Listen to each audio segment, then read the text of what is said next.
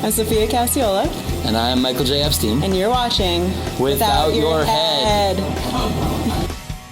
All right, and we're live here at the Station of Decapitation Without Your Head. I'm Nasty Neil. I'm Treacherous Trista. And we're joined by the cast and crew of Homewrecker with Alex, Essoe, Michelle in the film, and co-writer. Hello! Hello. Precious Chong, also co-writer, and Linda in the film. Hello. Good to see you. And Zach Gayne, also co-writer and director. Hi, everybody. Yeah. First of all three of you are credited as writers. How did that work? Well, good. Oh, no, I was going to say, well, I mean, the three of us wrote the story together, and then afterwards, Zach and Precious wrote the script in Toronto. So I assume all of you guys knew each other beforehand. Yes. Oh, yeah. Well, Zach and I have known each other for, almost 15 years. Over 15 years. Yeah, it is over 15 years, yeah. And at one point, we were both living in Vancouver. We used to make a lot of short films together. And that's kind of where we first talked about Homewrecker in a very different form.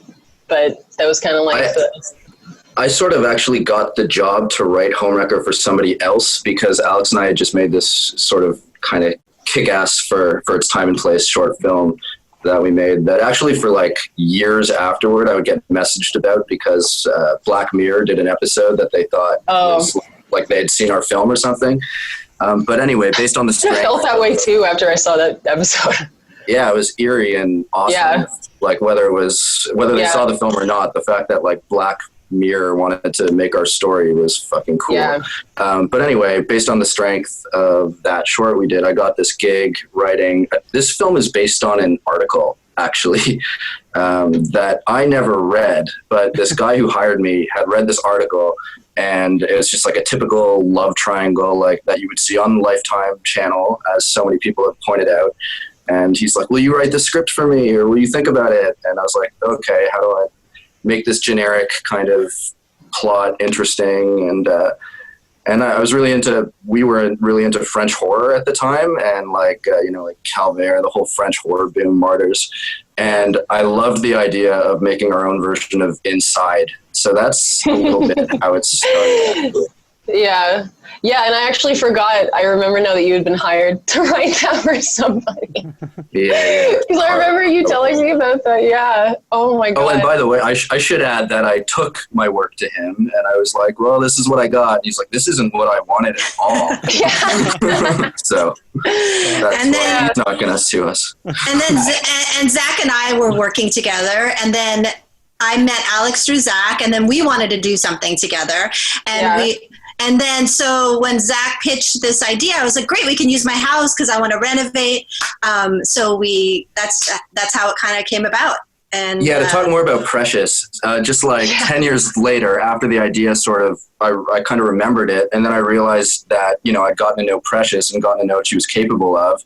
And then that sort of introduced the generational element or like far more. And I was like, oh my God, this movie can be so much more than what it was originally thought out to be. Yeah, I actually remember when we were talking about Homewrecker in Vancouver, when it looked like it wasn't going to work out with that guy. And that was one of the things, was that there was no Linda. Like, who would possibly have the bravery and the chops to play a part like that? And it couldn't have been a more perfect marriage, I think. Agreed. It was really fun. What did you think of the character when they told you about it, Precious, and the film, the idea? Well, I mean, we kind of came up with it together. I mean, she's older. She had like the certain things like Zach had introduced, like the sledgehammer, but we came up with the story beats, all of us together. And then like I think because we thought about using that Lisa Loeb song. And so from that, I was like, oh, she's like sort of this romantic, stuck in like nostalgia and sort of like, oh, it's my chance to be like the Jack Nicholson shining guy with the sledgehammer, but also, bring in this sort of 80s thing. So, we kind of crafted it together. I mean, and then when we were shooting, I guess, do you remember, Alex, we were at H&M buying clothes, and then that outfit, sort of the workout outfit. Oh, it sort said so much. It said so much, but it was sort of like an afterthought. I just said, oh, I need something to do the workout thing in. And then it just kind of, the headband, I was like, oh my God, I'm Rambo. And then it was inspired costume. Yeah. So it sort of, that's how it all came together. I wish it was, could say it was all planned out, but it really wasn't. Yeah. But it also, I mean, it couldn't be. I mean, that's the beautiful thing about building these characters is the more pieces we added, the more dimensional they became, the more they would start to be a little altered in minor ways, very like specific ways. But it was really cool seeing it all like morph. It was great seeing Precious like just kind of maneuver through all of this crazy labyrinth of psychosis. It was really like, even like I said earlier about Maria Olsen, it was one of those things where you're in a scene with someone, but you are also taking a minute to watch them as well because you love what they're doing. Uh-huh. Cool. You're just kind of, The damn. facial expressions are amazing. Yeah. Yeah. We had great chemistry. It was so fun. And I have to, It was. not to have a love fest, but I had the same feeling when we were playing Party Hunks, and Which I'm a big fan of this game. I even looked it up quick when it was. I was like, "Is this real?" Then, if I would have watched a little more, I probably would have realized it wasn't. But I was like, "I have to check out if this is a real game."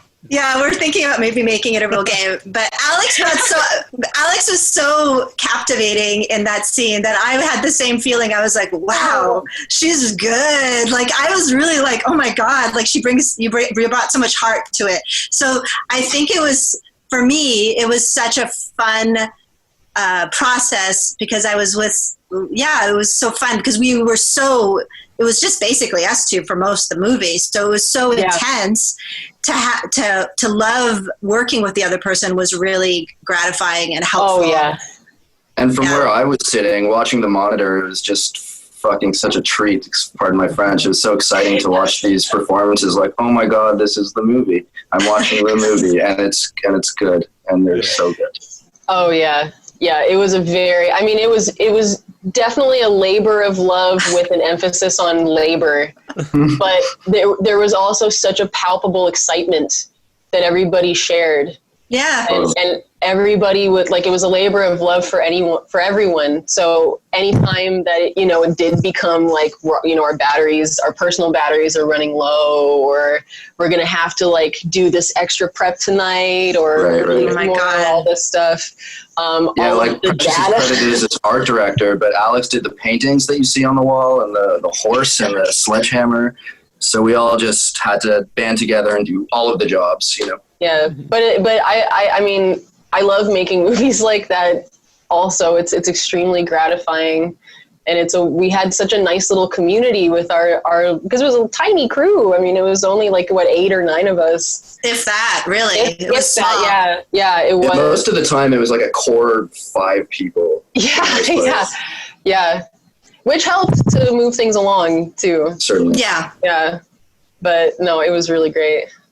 Yeah, and for people who haven't seen it yet, it's primarily, the both of you, the 2 characters, and there's another character and stuff. But so it's important that both of them have to be, perfect for the film, or it's not going to work. And like you said, we had so much chemistry together. And, we worked out. Yeah, we did. Yeah.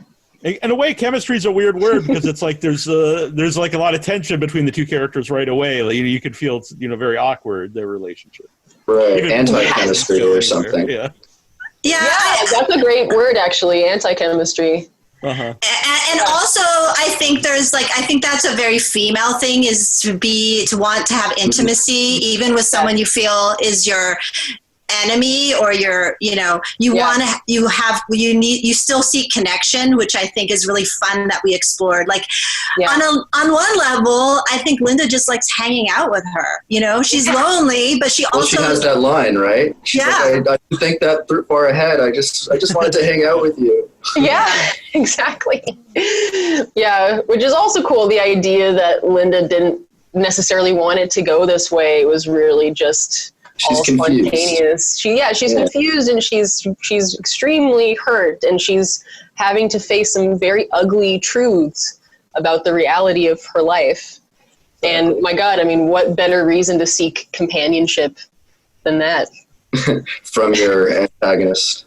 From your edit. Well, especially that, and I think that's something that's very unique to women as well, is the need to sort of befriend their enemies. And not for necessarily a nefarious reason, but it's, you know, it's that whole, like, we want to make it better. We want to, we don't want anyone's feelings to be hurt, and which is kind of why Michelle ends up in that situation. Later in the movie, you can feel that, like, you know, what is the motivation here for Michelle? Oh, there's when you start to open up to Linda, and it does feel like there is more than just, you know, you want to get out of the situation. Absolutely. She's also on drugs. I'm also very altered. So no, not out. Yeah. As far as I know, I don't know, but yeah, I assume that. And they were long days, you know. I should mention also that the movie is available today. So Yeah. Hooray. We did it. We did it. Yeah.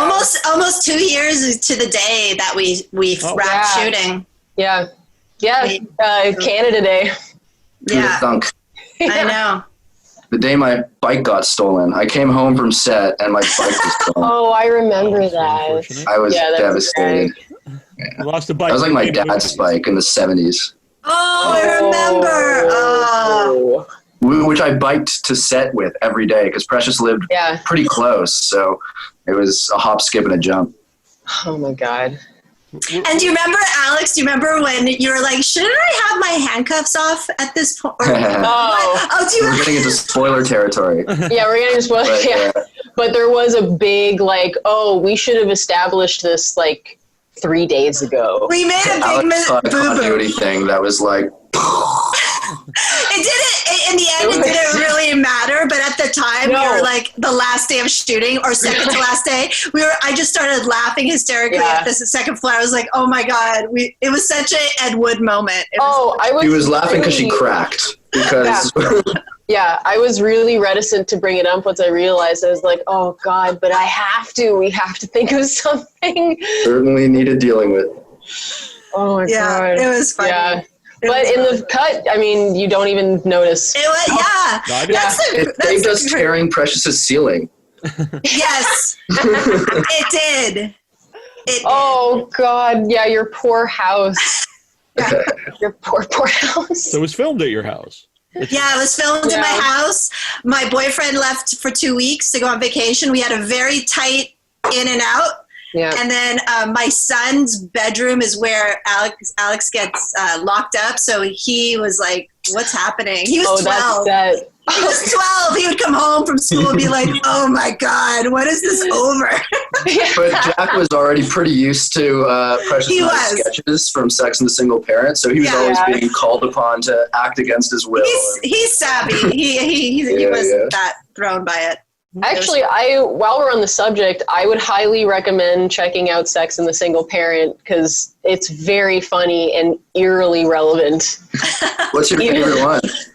Oh, what is it? It or them? They. Still my favorite. I don't know if it dates. I know. It ages like a fine line. Brilliant, like a fine line, like a nice cheese. It doesn't always age well. Very stinky now. No, I love it. I'm gonna share it. Actually, now that I think about it. Where can you see that, by the way? They're on Funny or Die or our YouTube channel, Sex and the Single Parent. Precious, did you take down a bunch of them while we're on the subject? Sorry, I know this is an interview program.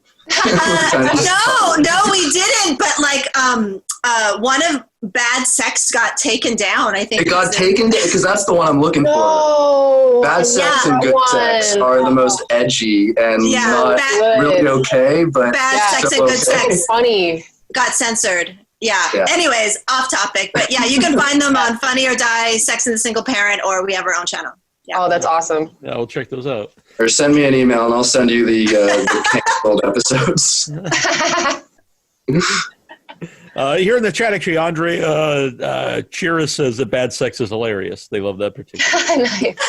Who said that? Somebody Andre who knows? Chiras. Cool. Thanks, Andre. Yeah, it's a shame that was taken down. The Oscar. Agreed. Yeah. So it's Homewrecker is a great balance of comedy and also I don't know if horror is the right word, but brutality and stuff in the movie. It's in there. Yeah. Oh yeah. So Elements for sure. Was when you're making the movie, writing the movie, is that in mind that you don't want to go too far comedy or to balance that out? Well, it was always, I mean, correct me if I'm wrong, but it was always meant to be humorous. Mm-hmm. It was always meant to be a comedy that is also disturbing and, kind of totally for me, upends the rock, you know what I mean? But also, if I can get real transparent for a second, like horror is one of these genres that it doesn't need to be a good movie to still sell tickets. So many people resort to horror for that reason alone. It's commercial appeals simply for its genre. So I was always, and am still, appealed to wearing horror like a costume to sneak in a fucking melodrama. Well, it seems it's such a great genre to be subversive and to talk about things in an entertaining way.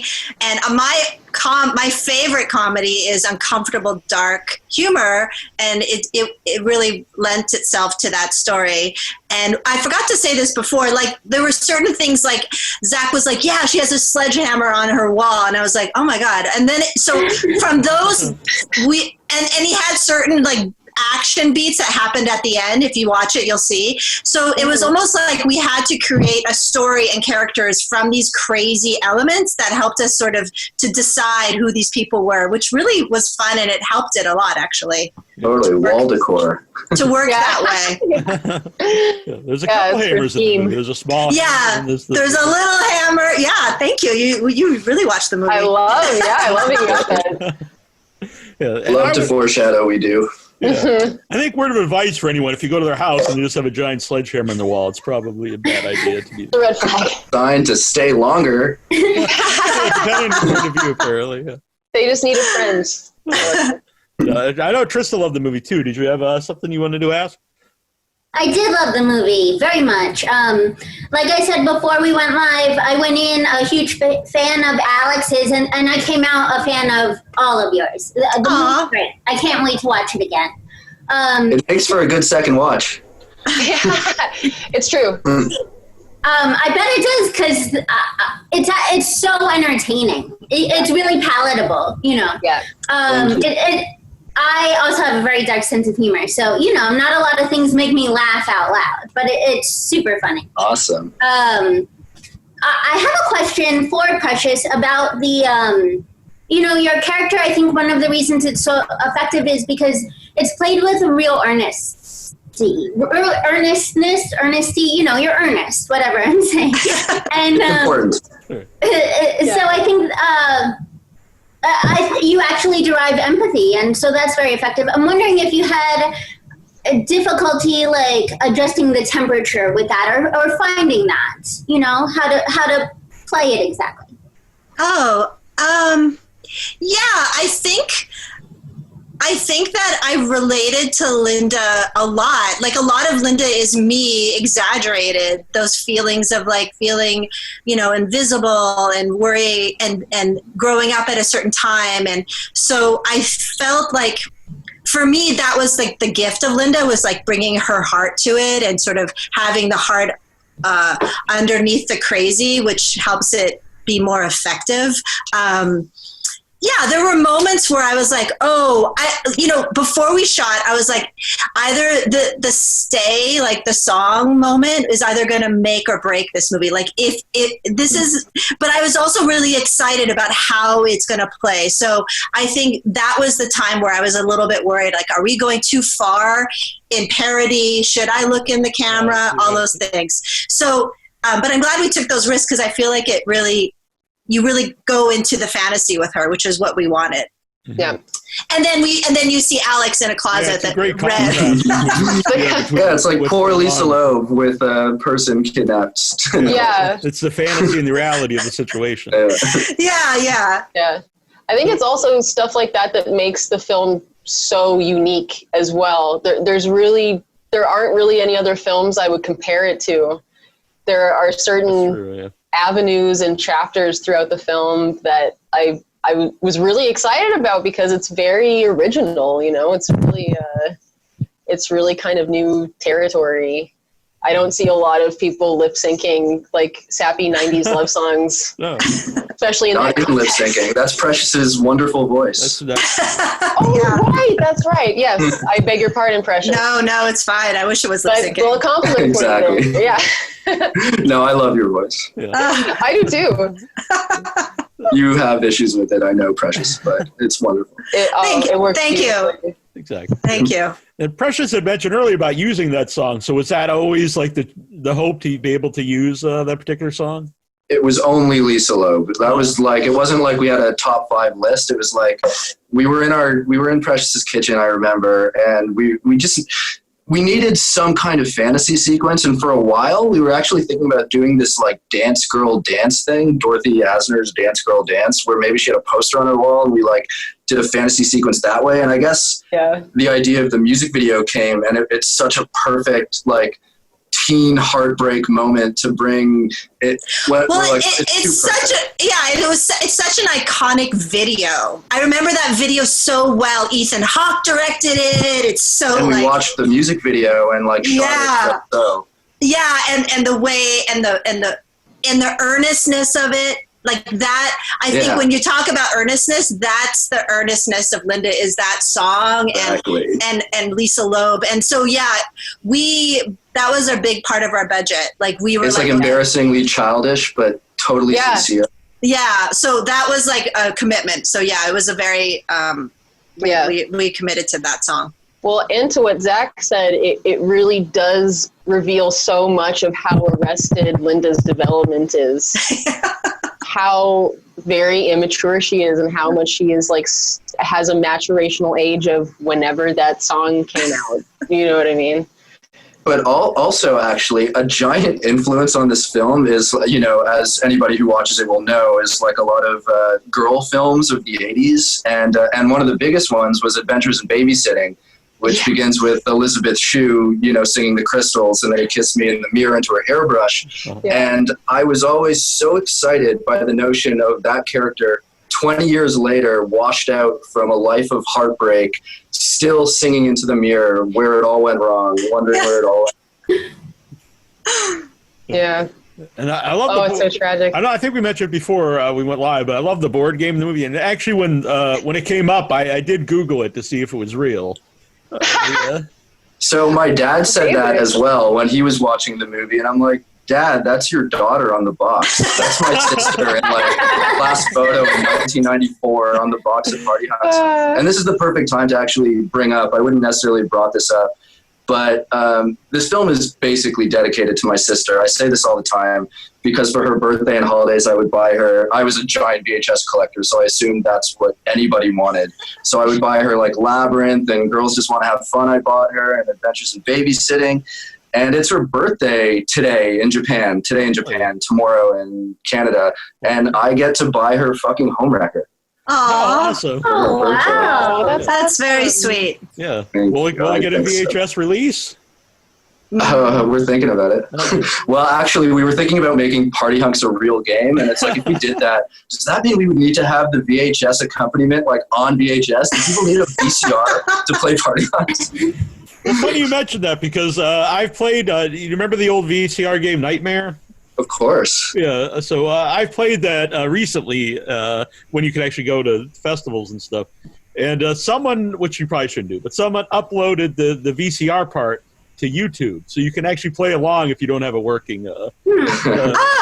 That's a one way of doing it. No, we want to make people work for this. Yeah, that's true. Well, if it comes out, I would be totally down to playing this sometime with Trista.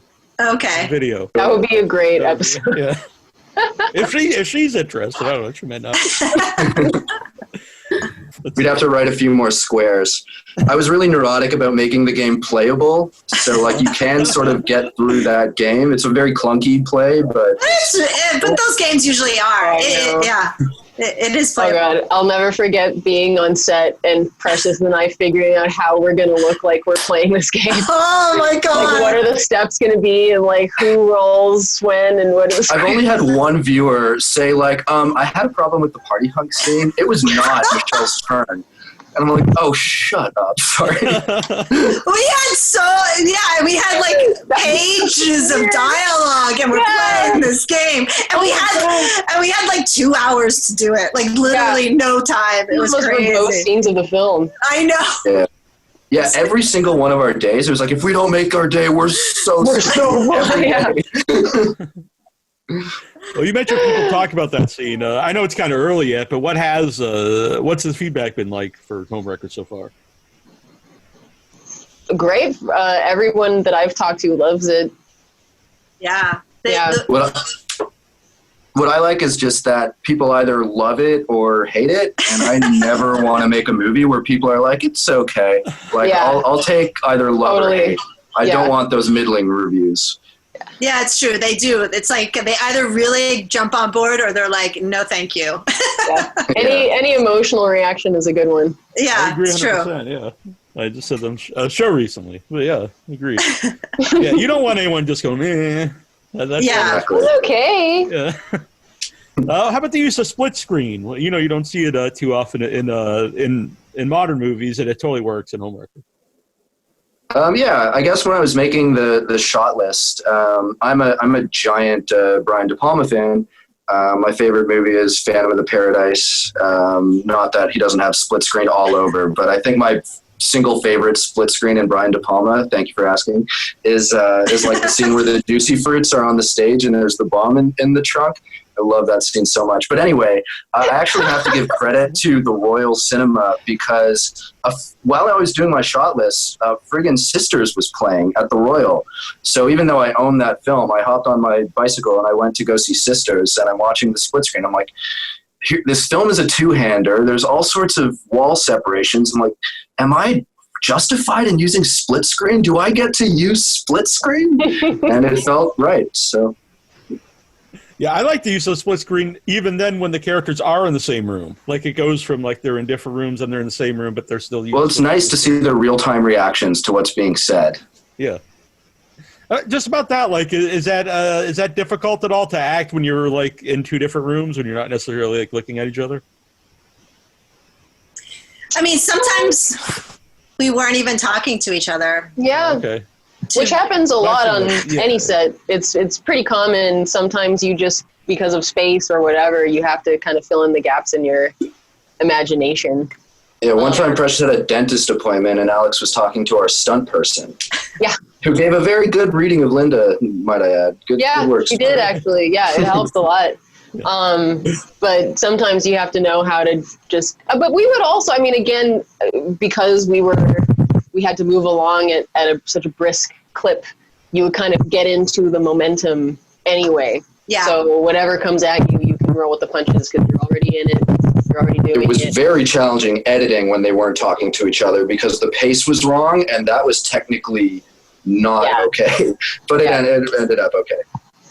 And that's the kind of thing that normally, I mean, if you have like a big budget or something, you just go back and do reshoots or whatever. But we had none of those luxuries at all. So, I mean, it's pretty, it's even more remarkable when you think about it, just how fantastic the finished product is. It's true. Doing this movie, I was like, I learned an appreciation for everyone's job on a real movie set. Yeah. I was like, oh, that's why they have that job. Oh, yeah. That's why there's a script supervisor. Yes. That's why there's a prop master. Yes. Oh my God. Oh, yeah. God. But that's why there's a makeup artist and a hair person and like the continuity of her. Oh my God. Yeah, it's like, where's Precious? We need her on set. She's like doing Alex's makeup or something. I'm set decking the next room. Yeah, our set decking next room. We're like, oh, I gotta redo my hair because it got wet. So let's wait 45 minutes for me to blow it dry. What day is it? Yeah, wait, which day is it again? Or like what time of day? I mean, I think we went into the movie thinking, okay, one location, we're going to shoot it in sequence. It'll be like improv central. We'll like get to like Cassavetes it up. And then after which was like for 4 days. 4 days. And then we were like, well, if we want to finish this movie, we need to like start getting crazy about it. And it's crazy to think that, I mean, those things did make it easier for sure. We would have been in very deep trouble if we hadn't had one location and in sequence and having like all those things that we did, like, oh my God. We spent the first 4 days exploring and taking our time and really like savoring it. And then at the end of day 4, Amanda, our production manager, was like, you guys, we're screwed if we keep up at this pace. And then by the end of it, by the last day, we're shooting like the most important things of the film. I haven't slept in days on like zero brain capacity. And it was just such a hilarious contrast to like the early days of the shoot. But then by then we all knew our characters. And it's like, I think, you know, we just have to trust that the process serves the finished product, because there's an exhilaration and there's the intensity. I mean, we didn't shoot in sequence, but by the end we were shooting the later scenes. So I think it all gave it energy and craziness, and you know, and I think it helps it. And I've always like also physically challenging stuff. Yeah, go ahead. Totally. Oh no. I was going to say I've always been on the mind that, like, especially for performance specifically, I mean, it's very important to be rested, like properly rested, but it's good to be tired. It's good to have that thing that kind of, it helps to take away your inhibitions.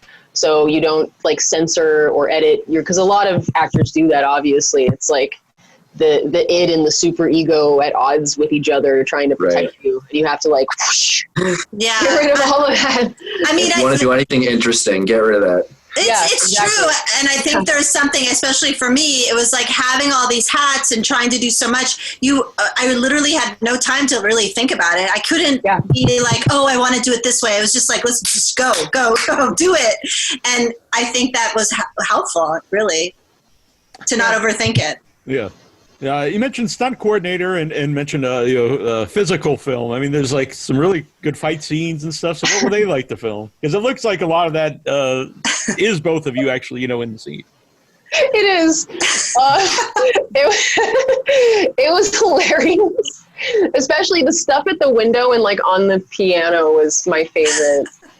But the going down the stairs was exhilarating as well, because we just put a bunch of mattresses and pillows on the stairs, and I wouldn't use the word exhilarating. I would use the word terrifying. For you guys, yeah, for sure. Yeah, true. It's not. Yeah. But we were responsible. We were Sarah Murphy Dyson, our stunt specialist who came in and offered her expertise for 2 important days, gave us advice and really good coaching on how to break up a movement into like 8 little shots that we can cut together real quick, and 8 safe on their own shots. But Alex did topple backwards into a bunch of mattresses. Yeah, and I would lie if I didn't say it was kind of fun. Because it's just mattresses, like. And then the last scene where we were really fighting in my bedroom, that was kind of a free for all. Yeah, no Sarah. We couldn't afford Sarah, so it was kind of like, we're like, you do this. Yeah. It kind of worked for that fight, totally. I think, because it was yelling the whole time. With that song, I love that. Oh, I love it. It's so good. That might be my favorite fight scene in the movie. Yeah, because it's so frenetic and ridiculous. And our characters are both so tired at that point that we're like, And like Precious's exercise blue thing being used as rope. And, and her dildo. The dildo. I don't know if that joke registers that much. Like I would get that insert. I would reshoot that insert where you grab the dildo and you're like, make it land a little, But the people that have noticed have mentioned it to me and thought it was funny. One other moment in that scene while we're on the topic is one of my favorite jokes when we were writing the script was when Linda was pretending to be Bobby having sex with her. Like, oh, Bobby, I love you so much. Oh, Linda. But that joke, when we saw it in theaters, like, it never seemed to land, and I was always. But Zach, I talked to in an interview. Oh, okay, go ahead. And it started getting shouted out, and I felt so like vindicated is the wrong word, but I'm like finally appreciation for like one of my favorite jokes in the film. Yeah. So both the characters are really relatable, and I think it gives me a different look at being nice to people that I don't want to necessarily talk to if I'm out in public somewhere. Yeah. you don't know where the Yeah. I kind of was saying this to Neil before we started, that it's the double-edged sword of kindness and encouragement. Like, you don't want someone to feel bad, but you also don't want them to follow you home. Right. Right. But also, Yeah. I would extend that to our third character in the film, Robert. Yes. You know, I feel one of the Yeah. things we wanted to do is that the film sets you up, sets the audience up to hate this guy, and maybe you still hate what he did, but ideally, what walks through the door, lo and behold, is a human being who makes mistakes like everybody else, like the other two characters. And wants to That's do the another right thing. point And of the does film, love his exactly. wife. Yeah. So if we didn't love all three of the characters, this wouldn't be the same film. Mm-hmm. I completely agree. There's a lot of the movie where I just want both you're kind of rooting for the two characters to actually just become friends and Yeah. Totally. and play board games and watch To just play party hunks. Yeah. Just play party hunks and like, I'll get you the help you need. You'll I'll need be a there nice for guy. you. Well, Exactly. also, like, my favorite moment, I've said this one or two times, but when Michelle hugs Linda and it comes from such a genuine place, I feel like that's a real peak of the film. Yeah, I agree. 100%. Yeah, it is. It's a nice pause in all of the kind of chaos and humor. Right. They've both let down their artifices and their walls, and they're just like actually finally legit relating. Yeah. You mentioned seeing in theaters. So did you get to see it with audiences? Yeah, Thankfully- at Fantastic Fest, we saw it. It was amazing. That was really fun. Yeah, we had a good fest run. A lot We of did. different venues, and A they were all lot. very, very special, each one. Yeah. So it was fun. It's a good and I think at Fantastic Fest it was a midnight showing, so it's a good midnight show because it's That one not was too. crazy. That was That the was most crazy. surreal one. Yeah. So we did see. Oh, sorry, Precious. No, I'm done. I was going to say, I hate to say it, I woefully have not seen it with an audience yet. Partly because I started working around the same time that it was making its rounds. And then of course COVID. So hopefully that changes soon and I can actually see it with an audience, which would be nice. Well, my fingers are crossed that this becomes a cult film and that we're celebrating the 5-year, 10-year anniversary. I'm sure it will. Yeah, I have no doubt. I feel that way about this film. So, So what are you guys doing right now, during this weird time? Oh gosh. Let's talk about your movie, HOMEWRECKER. You're on the top of your head. Yeah. I'm hopefully going back to work in a month, which is really exciting. I'm be about to. Thank you. Yeah. Well, I guess now they have all these like regulations about working on sets and stuff, and a lot of steps to go through. And I think SAG is reviewing those things right now. every character has a face mask. Yeah, pretty much. Yeah, it's gonna be something like that. Face masks will be necessary unless you are currently in a scene with somebody. Even then. And even then, yeah, I think anything like kissing or anything like that is off the table as well. But yeah, apart from that, I started working on getting a degree. Oh, really? Congratulations. Yeah. Yeah. Amazing. Oh, thank you. Yeah. I found this thing because I've been wanting to go back to school for a long time, and my friend sent me this thing called Coursera. For anyone out there who's curious, it connects you to all sorts of courses being offered at different universities, and it's the same syllabus and curriculum. That's and awesome. like that. It's so great. I recommend it very highly to anybody who's interested. Very cool. Yeah. I've just been writing a lot. I was hoping to direct something this summer, but that kind of is put on hold. But hopefully next summer. Yeah. So, Awesome.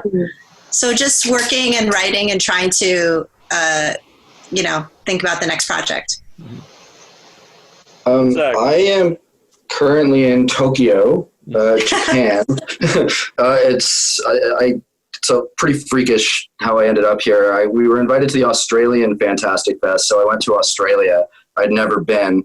And then without getting into it, I convinced Built to Spill, who did the score for Homewrecker, to let me do a music video for their new record, which is a Daniel Johnston cover record. So I made a music video for a Built to Spill song, which is out. You can watch the song. Oh, congratulations. Yeah, thank you so much. With Tomoko, who you know. Oh, that's awesome. I've been kicking it with Tomoko for the last bunch of months. And now my final days are just in this hotel room. We're finishing this record we've been making. I have like one day to finish the rest of the guitar parts and stuff. And Tomoko and I also made a short film. And then it's off to Osaka tonight. Very cool. Aww. Speaking of the score, I really like the score of the film. You know, not just the music that you know, but there's a little like one score that's kind of used throughout the whole film, and it seemed to me that it gets a little more like warped as the movie went on. Is that true, or is it just my imagination? Yeah, I mean, so my, Doug March of Built to Spill is my friggin' hero as a person, as a musician, and all that. And the fact that he agreed to make the music for this film is like I'll never get over it in my entire life. But I went to Boise, Idaho, where he lives. I started in Utah. I was at Sundance, and I took a bus to Boise, and we spent like 4 days in his studio. And I guess my instructions going in, or vision, beyond the fact that like maybe Neil Young, what up Neil, doing the score for Dead Man, like a guitar-driven score, was maybe what we could do. But again, in keeping with the adventures and babysitting idea, like the Crystals and Then He Kissed Me, I was like, what if our music sounded like the Crystals and Then He Kissed Me, like hungover 20 years later, depressed after a life gone wrong? And so we started playing with that, and like the chords are very typical melodrama, like C, dun dun dun dun, like C, A minor, F, G. But Doug, who's this genius for tone, this tonal genius, he can't play anything and not make it sound completely unique, and you can just tell it's Doug no matter what he's playing. So just putting that idea through his filter just came up with the most wonderful results. So, sometimes those chords sound really, really soft and sympathetic and pretty, like when they're playing party hunks, but sometimes it's real ugly, like when stuff's getting ugly. So it was real fun sort of taking the same idea and applying it to so many different emotional situations throughout the film. Yeah, it totally worked. I like there's a lot of, Krista, did you have something to ask? I'm sorry to take all the questions. Oh, no, it's okay. I will say quickly, Precious, you mentioned set deck, and I really enjoyed the colors and the kitsch. It was really fun to look at. Thank you. Yeah. A lot of it is just my house. Do you have a hammer on the wall at home? No, that I don't. I took that down. But yeah, some of the stuff here, I'll show you. Like this stayed. It's still in my house, much to my boyfriend's dismay. He's like, but I like it. So yeah, thank you. A lot of it is just my taste, but a little bit exaggerated. I mean, if we had the time and money, I would have liked to have made it more hoardery, like piles of magazines and more, but we just didn't. But it's okay. It worked out. I like it as soon as when you get to the house and he's like, oh, it's like a painting. Is that your son? And you're like, no. It never goes, to who it is or anything. Are those your grandparents? No. Yeah. Those are my grandparents, by the way. Oh, they are, really? Oh, my favorite moment is when in the collage, some of those collages are really my collages that we spruced up. Oh, okay. But like my favorite is like, I think, I have a picture of me shaking hands with Obama. Yeah, that's a good laugh, especially because it's in such a dramatic moment. Yeah. And that was another thing that really excited us about the film, just throwing in jokes into like high drama. Yeah. And earlier I alluded to one of my favorite scenes in the film being the climax of Party Hunks. But my other favorite is in the shrine, in the scene we're talking about, where Linda deals Michelle her death blow. And it's both a comical joke, but the way Alex internalizes it and acts it just breaks my heart every time. And it's it's such a wonderful contrast that is like what I want to do in my career all the time. Oh, thanks, man. Yeah, I love the contrast too and everything, because there's a lot of you think the movie's like not necessarily lighthearted, but it's not going to be quite as brutal as it becomes, and then you get the brutality, and then during the brutality you get jokes. So I like the Yeah. Oh, good. the difference. There's My one favorite joke is- right at the very end. Like I won't give it away, but even the very end scene is a joke, which I thought was very fun. Yeah. I was gonna say my favorite is the magnet collage on the fridge. I think that says more about Linda than anything else. So Is that your real magnet collage? No. Oh, No, no offense. Agnet May. No, but like, we were pretty much self-produced and magnets are expensive. So I was like Facebook messaging people, do you have magnets? So I had to like borrow all these fridge magnets from a bunch of people. We also went to like a lot of thrift stores and we like bought other board games, and Andrew Barr and Tim Reed sort of did a joint effort making party hunks. And so we took their art and printed it onto existing board games. And I think like the game pegs, like it should be like a blonde, a brunette, and another problematic character in the game. But they're just like, I think they're game pegs from Frozen, some Frozen board game, and we did nothing to them. Like it's just Frozen board pegs. I'm a big fan of board games in general. I actually have some here on the bookshelf behind me. See, I think there's a market for it. Maybe the 1 year anniversary will make Party Hunks the board game. Yeah, they've come back and write the That'd be rest of the books. yeah.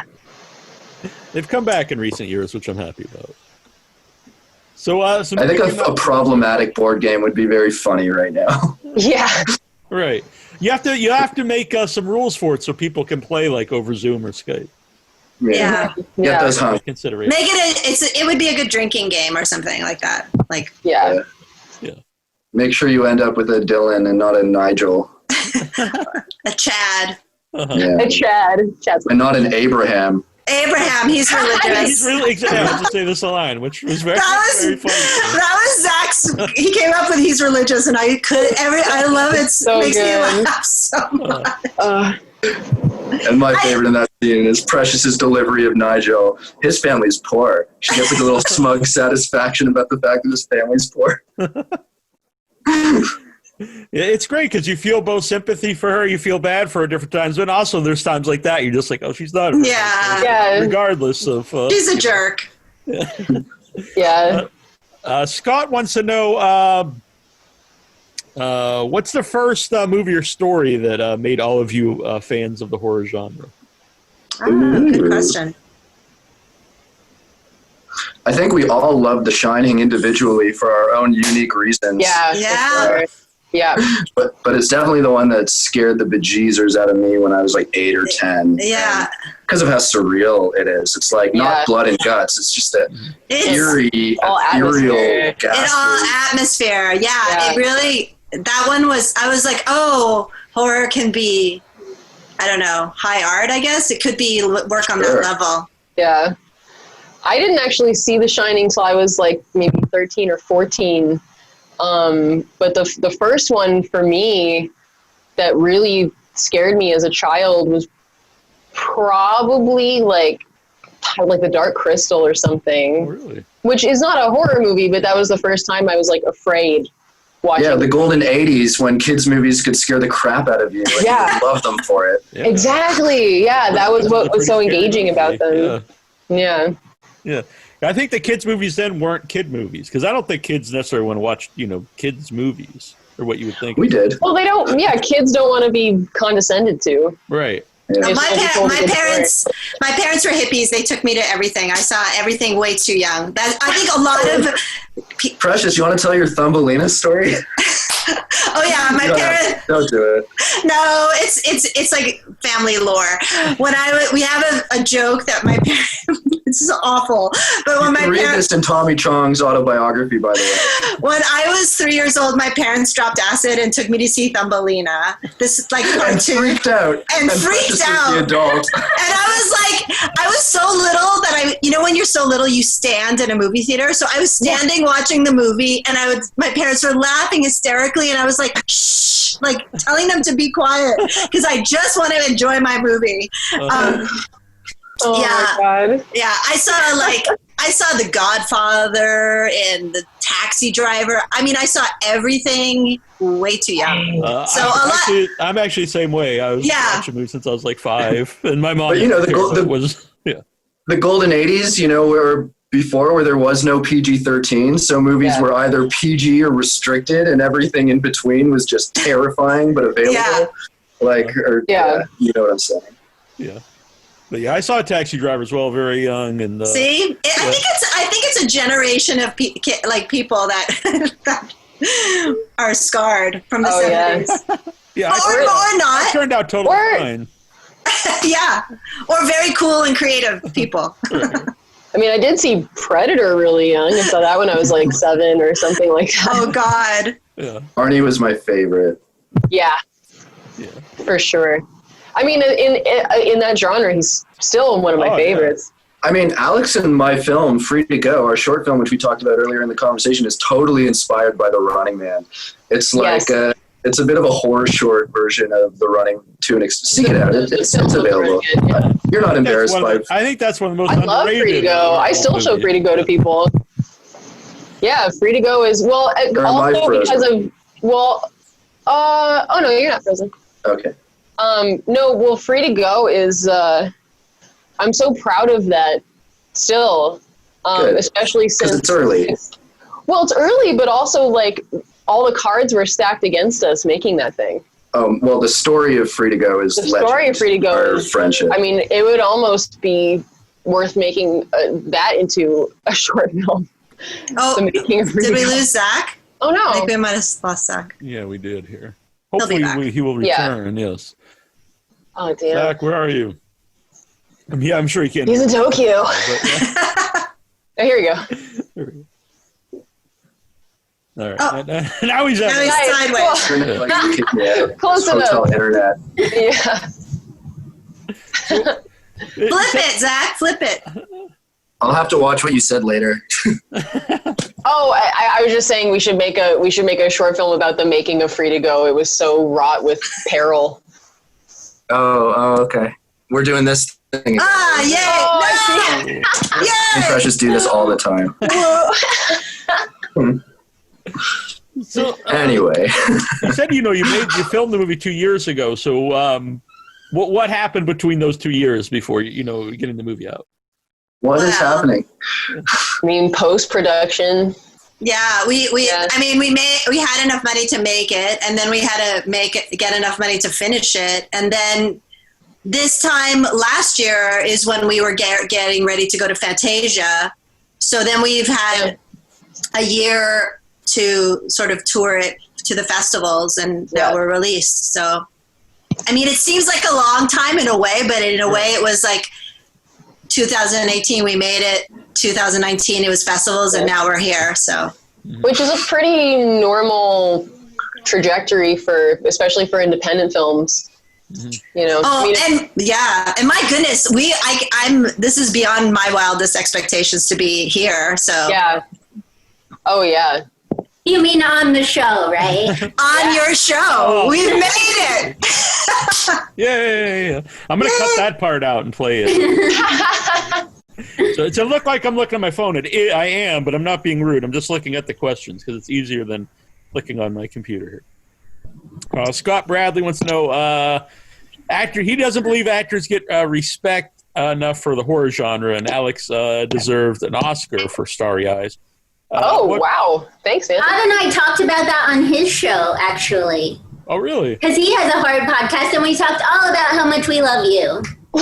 That's true. And Starry Eyes. Oh, my God. Thanks, guys. I've heard that, too, from people who've watched Starry Eyes. An actor I worked with, he was like, she should have got an Oscar for that. Yeah. Aw. Well, thanks, guys. He has a question, too. That's very sweet. Yeah. Oh, sure, yeah. But we might have lost Zach again. What performances in horror movies are underrated in your opinion and deserve more praise? Oh my gosh.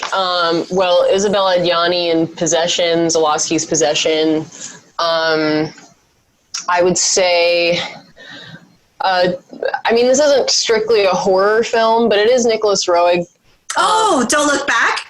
Well, actually, yeah, I was going to say Don't Look Back for Donald Sutherland, but also Teresa Russell for Bad Timing, which is kind of a like romantic horror.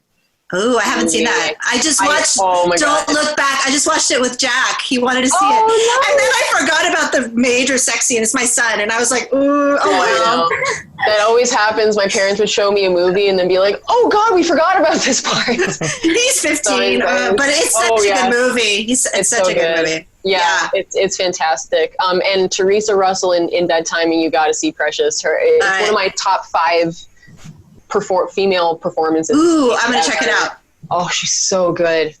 I mean, my gosh, I thought actually Jocelyn Donahue in House of the Devil was very like the movie got a lot of credit, but I don't think her performance really got enough.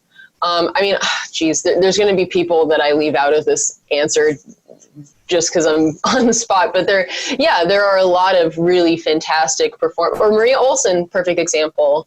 She is a very, very talented character actress who is excellent in everything. She absolutely deserves more. Or Shelley Duvall in The Shining. I mean, oh my God, because everyone talks about Jack Nicholson, but she's amazing at it too. But and she's the thing that grounds his performance and makes it feel. Not the character's accent justified, but it makes the performance feel justified. Mm-hmm. She brings this sort of weird, otherworldly, like left field Shelley Duvall thing. Yeah, that is so simple, and then you're like, "What's happening?" Like it's like so ephemeral. Like you feel like you're scared for her. You're so scared for her. You're like, oh, as a person, you're scared for her. She did not mentally. I know. Oh, now she's not doing so, which is just. Anyways, it's terrible. I mean, even at the time, it was a very traumatizing experience, I believe. Mm-hmm. Oh yeah, well, she had like under doctor's orders, she needed like a week and a half to just be in bed after filming the bat scene, that famous bat scene that was like 100. God can only imagine what 100 takes of that will do to you. I mean, it's torturous. It's really. I mean, my God, and everything else, and it's funny because. Like when you see interviews with her on set, she's very much aware of what Stanley Kubrick is doing, and she understands why he's doing it. But it takes a toll on you nonetheless. Sure. And especially back in that time where, you kind of started having this trend in acting where everything was very extreme. The method had become very popular, and it was all like, we're really going to fight, or we're really going to do this, or we're really going to, Tougher. Fucking Last Tango in Paris. Oh, God. Well, Last Tango in Paris. I mean, Raging Bull, while Robert De Niro's performance is exceptionally brilliant in that film, him gaining weight and losing weight and all of this really kind of started this very unhealthy and I think disingenuous trend with actors that... Yeah, exactly. And then it all becomes about, they did this to get in. Yeah, right. They did that. DiCaprio ate a bear. Oh my God. Or he slept outside with all his assistants and his heat lamps. Like, I don't care what you do. Right. I care if the performance is good or not. And it's almost like people get away with bad performances just because they do all of this extra stuff. Or bad behavior. Or bad behavior. Yes. I'm so glad that blew up in Jared Leto's face. During Suicide Squad. For real. All those people hate him. And I don't blame them, man. I would have attacked that guy if he sent me a bullet or a used condom in the mail. For real. Like, what the fuck do you think sorry, No, you're right. I was appalled. I was appalled. And they didn't, so when they made Birds of Prey, there was supposed to be a cameo of the Joker. And they just gave it to like a stunt guy or something. Amazing. They wouldn't invite him back to set. Oh my God. Yeah. Creep is a performance. You know that movie Creep? Yeah. Yes. I love Creep. Oh my God. And that's an underrated acting performance for both of them. I got to interview Mark Duplass and Patrick Bryce about Creep. Oh, cool. I was such a fan of it. It's it's like a movie where you watch it and you're like, oh my God, such a great idea. Yeah, and they're so scary. And it's, And it's some people called Homewrecker like a female Creep. Yeah. Oh, yeah. I thought that was interesting. Yeah. Well, it definitely has that element to it for sure. Yeah. But I also love the way it kind of reinvented, or not reinvented, but it sort of reinvigorated the found footage thing. Exactly. So overused. Using the limitations as part of the story, and like, and then the way technology works, and how like you can just, you know, get a job off of Craigslist at that time. Now it's a little different, but all those things that came together, and you're like, ooh. Yeah, totally believable. Yeah. Zach, did you have any underrated performances in horror that you'd want to mention? I don't think Paul Williams' Swan is underrated. But boy, do I love that. Yeah, I'll come up with a wonderful answer, you know, as soon as we end our phone call. Right. He's gone. Oh, he's gone. No, that was just No, not again. that was so frustrating. Yeah, seriously. Only because you're like, I'm like getting to hear your thoughts about Free to Go. I'm like, wait, no. No, wait.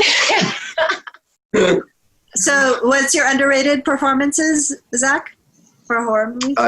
I'm not sure. I know, yeah. It's hard on the spot. You're like, what? Because it's a good question, and you want a good answer. You want to have a good answer. I know. As soon as we all hang up, I'll think of a bunch. Yeah, we all will. Exactly. Yeah. Yeah. So the movie's out today. Yes. On video on demand. Is it also a physical copy? Yeah, I think you can get DVDs on Amazon. Yeah, they made a DVD, which is so great.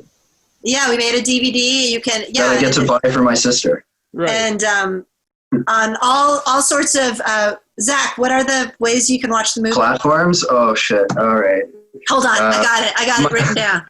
My crew makes fun of me because I have no answers for any of these questions. Delaney, our DOP, is always asking me questions. I'm like, what do you think I did? Produce this movie? I know. So in the US, you can get it on iTunes, Amazon, Google Play, Vudu, Fandango Now, Xbox, YouTube transactional, DirecTV, Dish Network, and local cable providers. And then in Canada, Shaw, Rogers, TELUS, MTS, in addition to iTunes, Google Play, Xbox, YouTube transactional, Fandango Now, and Amazon for DVD. Bam. Very good. Will you, Precious? Will you send me that list so I can? Yes. When I do a post, I can list all that stuff. I'll send that to you right now. Awesome. Thank you so much. Yeah. How has that affected independent filmmaking? The rise of all the different streaming platforms. I think it's good. It's another double-edged sword, I think. I mean, it makes it easier for all films, regardless of their merit. So it's great if you have a good film and you want to push it, and it's not great because it kind of leads to overcrowding, you know? Mm-hmm. Yeah, and I don't want to get into a tangent, but we're entering a culture of disposability and blah, blah, blah. Things are shorter, a little bit less special as a result, but that's just the way society's heading, and what can you do? Yeah, lots of muddying of the waters. And the positive thing, I think, for us, maybe in this time for us, I think maybe this is the perfect time for this movie to not have to compete in movie theaters, but you can just word of mouth. Yeah, people are trying to find things to watch. Yeah, I mean, the business is broken because if we were to release our film in theaters, it would cost us money. It would not be to make money. It would essentially be like a marketing thing. But, none of us on this film made this movie for the money. That would have been crazy naive. And even if we knew that it would potentially be successful, we still wouldn't have made it for the money. So a film lover like me makes it to ideally one day see it in the movie theater. But yeah, and I mean, the thing that I've learned, and especially as even festivals like Chattanooga and Calgary Underground went online, they still seemed very successful. So there's a demand and a need for new content that's very niche and not just whatever's streaming on Netflix and Amazon Prime and Crave. You know what I mean? That's there and it's easy, but there's people are also looking to seek out new things, which is great. Yeah, and that's always one of the big draws. But also, festivals is it's films that don't necessarily fit in other genres. Exactly. And that's what I was about to say. Like Alex and I grew up a bunch, or a lot of Alex's life was in Toronto. And so we put a lot of, Lord knows I did, put a lot of time at TIFF Midnight Madness, which was just like the holy room or whatever for seeing a movie. And there, and the way it should be, it's all about watching a movie with the crowd and feeding off of each other's excitement and all being in it together with these strangers. And one thing to be said for the Homewrecker experience, watching it in the theater, like for party hunks, when you first start dropping hints that it's like a really warped game and it's the babysitter line, it was always so much fun to see who in the audience would laugh first, would pick up on the joke first. And it would always be this one little pocket and then the rest. So we don't get moments like that in this new platform age. Mm-hmm. Yeah, I always think horror and comedy are the best genres to watch with a crowd because you can, feed off of them. So Homewrecker would be perfect. It's both. So hopefully, it would be so fun. I emailed Zach. I was like, let's do drive-ins. It's like the rebirth of drive-ins. So it would be so fun to, maybe have a drive-in run of Homewrecker. Yeah. But I am confident. My mom went to see Jaws tonight with her friend at the drive-in. Really? Awesome. Yeah. Oh, that's cute. That's amazing. Uh-huh. I am confident one day we'll all be able to get together and see this film in a theater again and discuss this crazy thing we did 10 years ago. Yada, yada, yada. That would be nice. That would be nice. Yeah. Just a lot of people in the chat echoing what you guys just said. So that's very good. Tristan, do you have anything else? I'm sorry. I just want to say thank you so much. This was so exciting for me. I'm genuinely a huge fan of the film, and we've talked so much when we weren't being recorded about how much we love the film. Oh, thank you. We're fans, so thank you so much. We're thrilled that we appreciate it. Yeah, thanks for having us. Yeah, thank you guys. Thank you, Tristan and Neil. It was so much fun to be able to do this. Yeah. Very good. Yeah, a great time. Thank all three of you for doing it, and it would be cool to do another one sometime. Heck I yeah. love that. I would love Let's do that. Yeah. Right. Join us next week when they all return. New podcast? Our weekly cast. All right. We'll do it. Homewrecker Weekly. Yeah. Homewrecker. I guess where can people follow Homewrecker as well? Oh, yeah. We are on Instagram, Homewrecker the movie, and Facebook is Homewrecker, and that's it. And anyone individually have places where people can follow you that you would like them to know? Yeah. Yeah. Just Alex Essoe at Twitter or Instagram.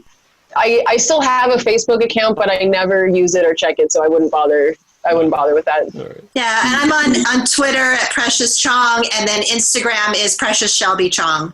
Because there's another Precious Chong who got my Really? Instagram. That's very peculiar. I would not. Amazing. I think she's like into sports, and she's from Hawaii. That's all I can tell. That's You amazing. should get to know her and find out. I'm going to follow her. That's amazing. She got the the documentary, the press. She got the Gmail. She got the Precious Chong, so I had to do Chong Wow. Precious Gmail. Oh my I know. God. She's a generation younger than me, so she got the Gmail and Instagram first. I was like, bam. How is there another Precious Chong? I know. Right? Oh, we should link her Twitter handle though. Yeah, we should bring her in on the podcast. Yeah. She should be on Homewrecker Weekly. That would be fun to do, actually, just to get people with the same names of people in film and just bring them. Yeah. To come and stand in for us in our interview. Yeah. You can follow me on the streets of Tokyo. I'll be the only white guy in Japan. All right, I'm on my way. All right. You Look get forward to flights it. cheap right now, but I don't know if I'd recommend them. Yeah. All right, guys. Well, this was great, and I appreciate everyone being on. Thanks. Thanks so much. Thank you, Neil. Thank you, David. Bye. Tristan. Bye, everybody. Bye. Bye.